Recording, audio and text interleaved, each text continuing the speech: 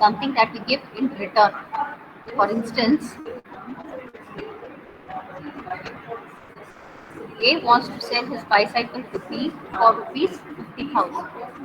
So, what is the consideration for A? A wants to sell his bicycle to B for rupees Ma'am, 20,000. cash, ma'am. That cash 20,000 is Cash consideration. consideration for whom? For A, ma'am. For A. And for B, what is the consideration? Cycle, ma'am. Very Bicycle. good. So you got it clearly that what is consideration. Okay. The consideration is something in return that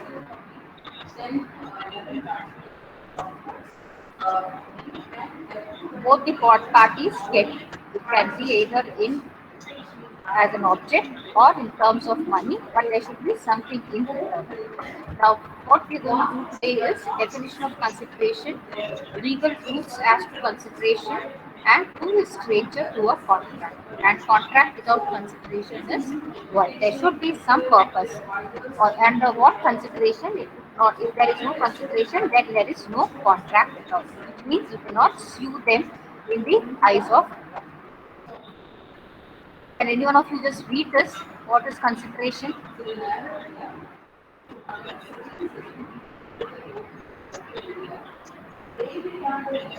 Okay, the term consideration is used in the sense of quid pro quo, that is something in return. So, what is according to the Indian Contracts Act?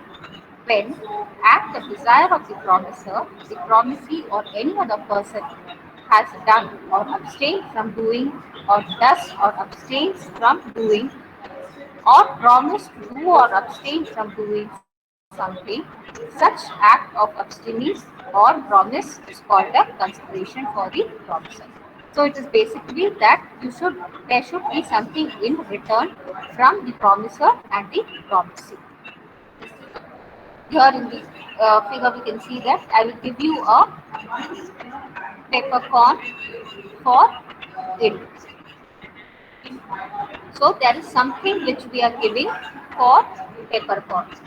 So it is an implied contract where there is something is given in consideration. Now there is one more example. We do two more examples here to understand consideration much more better. Now Peter and John enter into a contract where Peter promises to deliver 15 curtains to John in 1 month's time. Okay. In 1 month's time, he will deliver 15 curtains. So John promises to pay an amount of rupees 3,000 on delivery. Once he receives his 15 curtains, he will pay rupees 3,000. Now, in this contract,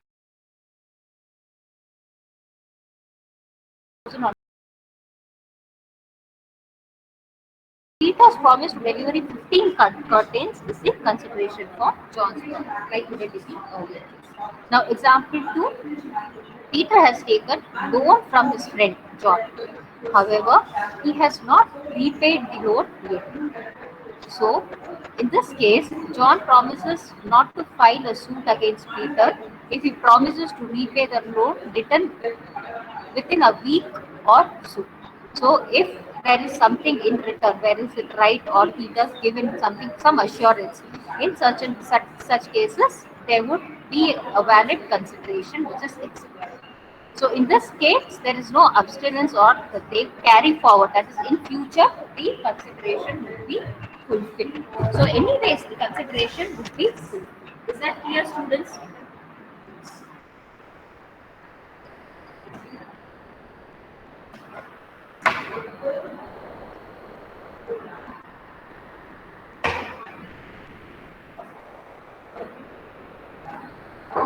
Is that clear, students? First and second example, it need not be that at the time of delivering also you do, but it can be given at a later time also. Even in that case, it can be.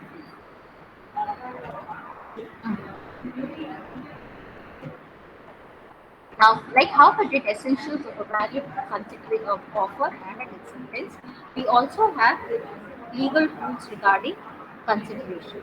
Now, the first one says it must always be provided at the desire of the promisor. person who is selling. For example, A wants to sell a bike.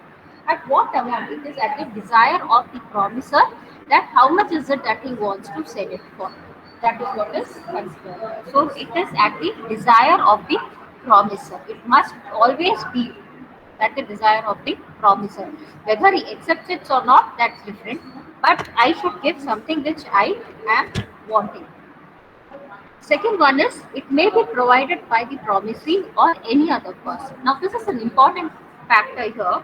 In the case of consideration, it is not necessary that there should be a contract between a promiser and the promisee alone. There can be a middleman who is involved, and he can be the person who gains the consideration. He need not be the or he might not be the party to the contract at all. But anyways, it can be given to a third party. In case where a guarantee is given, where a surety is given, all that case would be valid and the consideration is also valid. The third one is it may be in past, present or future. Like the previous example we did, the consideration can be either it has been given in the past by either of them, or it can be at the time of delivery, or at the time the contract is happening, or it can be in the future. Like mostly in business, we see that they purchase goods and they pay it on a credit. So this credit consideration can be on a future date also. First three clear? Okay. Now, consideration need not be adequate. It says so, but it must be of some value in the eyes of law. What we receive need not be equal to what is given. For example, X needs cash urgently.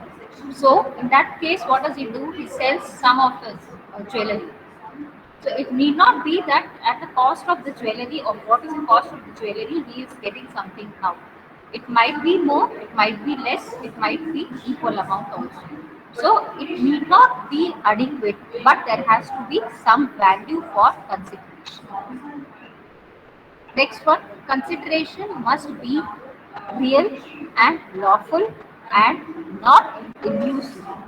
This we have done in offer and acceptance also. It should not be something where the consideration is provided. It should be physical. It should not be that it is physically impossible.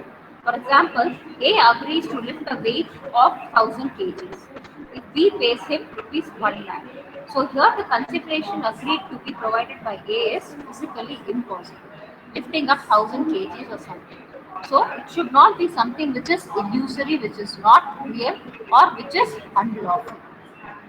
And lastly, it must be something which the promiser is not already bound to do. That is, he should be giving it as something which is he's not already bound to do it. He's not under pressure or something to perform the or carry on the contract. So it must be something which promiser is not already bound to do, which is a previous that previously he has made some promise and now they are asking him to do in relation to what previously it has been promised. No, there is a difference. Past there might be a goods which has been given, but now it is you are paying for it. That is different. But this is you cannot relate a previous contract to this contract. So it must be something which promiser is not already bound to do. It must be something new. So just go through these essentials of a valid consideration once again and see if that you are able to relate it with an example.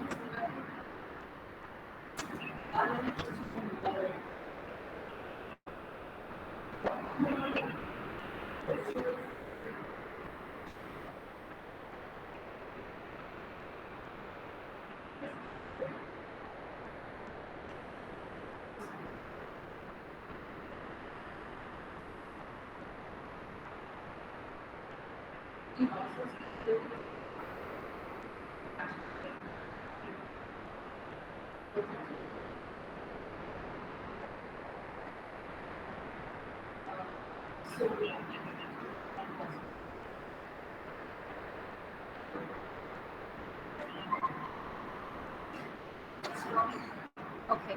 Next we will move to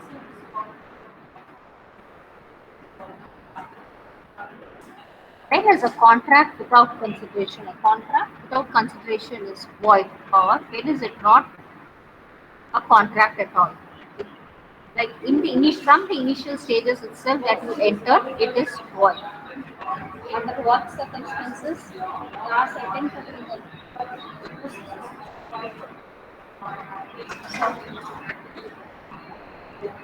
Okay. Now, when it is out of love and affection within family members, fathers, sons, or within friends, in that cases, it is a void contract. Compensation for voluntary services, which I pay voluntarily to any organization according to my own wish. So, these are all exceptions to the rule contract without consideration. So, these will be considered as void. Promise to pay a time bar debt. Now, this is, for example, there is some money which is owing. A owes rupees 5,000 to B, which is got to pay. But due to certain circumstances or certain changes in law, that he is not able to pay, that would not be considered as a contract. So this contract without consideration here is void. I'll repeat it. Promise to pay a time bar debt. For example, A borrows an amount of rupees 5 lakh, but it is irrecoverable due to certain circumstances. So there is something called law of limitation. So this cannot be forced, or you cannot force because, and this can only because it is a time bar debt.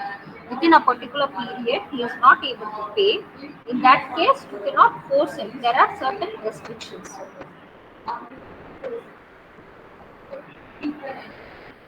So it is enforceable, but you cannot. The contract itself is void because you know the situation or the position that he would not be able to pay the debt now. This is clear, students. Promise to pay a time bar debt.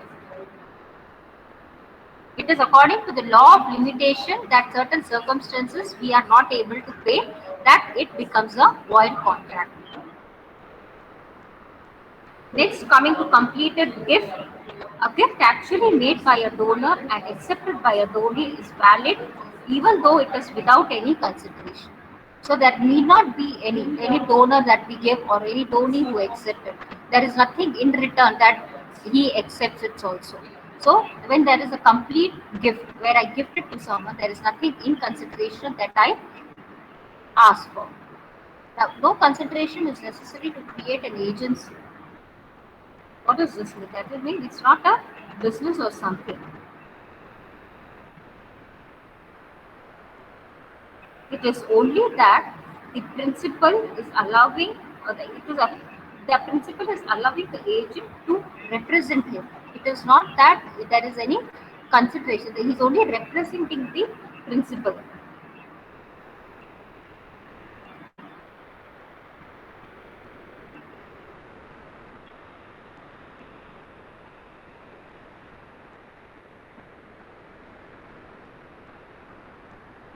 So, in such a case where an agency is created, it is understood that there is some consideration. So, no consideration is necessary because it's itself understood. Its principal motive itself to enter into an agency is there is something in return or there is some consideration attached to it. So, there is some consideration which is attached. That's why it is a there need not be an additional consideration attached to the agency. And the last one is guarantee by a surety. This we did already in the rules relating to what are the legal rules relating to compensation. So when there are three parties, namely the principal, the debtor, and the creditor, the principal who is a debtor, the creditor, and the surety. Under that circumstances, the surety is the person who guarantees the repayment of the debt that the debtor will pay to the creditor. But what is the benefit arrived to the surety? There is no benefit which the surety comes arrives. So he is just acting as a surety between the principal debtor and the creditor. So in that case, the surety is not getting any consideration. In this case, it's an exception to the rule of consideration. There need not be any consideration for them.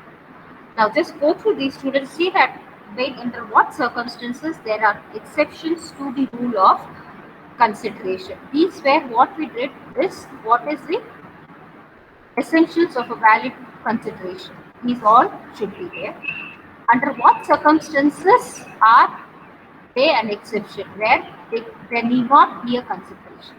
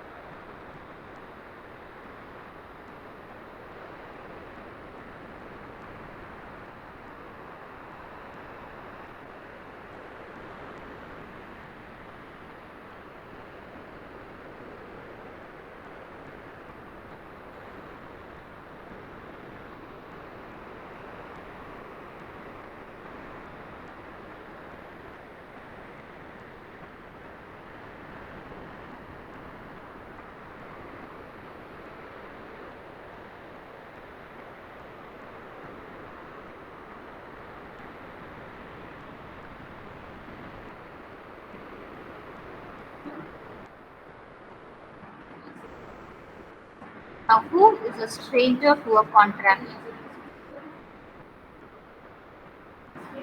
Someone. Now, in case a person who is not a party to a contract is known as a stranger. So, who is a stranger to a contract? In case if it's a trust, in case if it is a trust, so the person for whose benefit the trust is created is known as the beneficiary. So that beneficiary can only sue or enforce a contract although he is a stranger. Yeah. So a trust is a beneficiary. So he is a stranger to a contract, but he can still sue because he is the beneficiary. Next is family arrangements. Now, when I say it's a family arrangement, it means that it is made within a family and for the benefit of the family members. So, they are also stranger to a contract. Such a person may sue although he is a stranger to a contract. So, in a case of a trust, since it's a beneficiary, they can sue. In a family arrangements, any person who is belonging to the family he is a stranger, but still he can sue. Third one is acknowledgement. Now, what is acknowledgement? When a person by his behavior acknowledges that he is acting or he is an agent or a third party, he becomes liable to such a, as we did in the rules relating, even a third party can be a member, can be given consideration. So when a third party is involved, they are a stranger, but they can also sue. So when a person by his act or in the contract says that I would be an agent to the third party, then he is liable to the third party. The fourth one is an assignee can enforce. An assignee is a person to whom I give my rights, like most of the court cases, etc. We give our rights to someone else, that he can file a suit or he can fight the case against me. So, an assignee is a person to whom certain rights and benefits are transferred. So, he can enforce a contract even though he is a stranger, because I have given the rights to the assignee who can act, who can he's treated like he's a person to the contract and he's not a Though he is a stranger, but he has all the powers to continue, or he has all the powers to be in a contract or sue in the case of law. So we've seen in the case of a trust, since it's a beneficiary, family members in case of family arrangements, acknowledgement, where in case I give an acknowledgement telling that an agent or a third party can act on behalf of me, then he becomes liable to such a third party. An assignee to whom I say that this is an assignee who I have transferred all my rights. He becomes a stranger. Though he is a stranger, can sue for he is liable for the contract. The principal can enforce a contract made by his agent. This also we have done earlier. Now, but it is important that the agent must have acted within the scope of the authority and in the name of the principal. Only then he can enforce the contract. And lastly, conditions attached to immovable property. The buyer of a land or a house will be bound to those conditions that are buying that are binding to the seller. So any immovable property, the buyer and the seller would be bound to those conditions that are binding by the seller earlier through the buyer was not part of the original agreement. Now this is usually seen in house cases. When we buy a house property, there are so many people who purchase the land. So all of them fall into the agreement. Once he is out, but still his name would appear in the agreement. Though there is no legal action that he can take, but he becomes a part of the also. Though he is a stranger, he is known as a stranger to a contract. So conditions attached to immovable party where all the property owners will be attached to the person to whom we are selling the property. Just go through this once again, students. Who is known as a stranger to a contract and what are his limitations? We'll stop with this today. I want all of you to go through this full of consideration. What is consideration? What are the rules relating to consideration?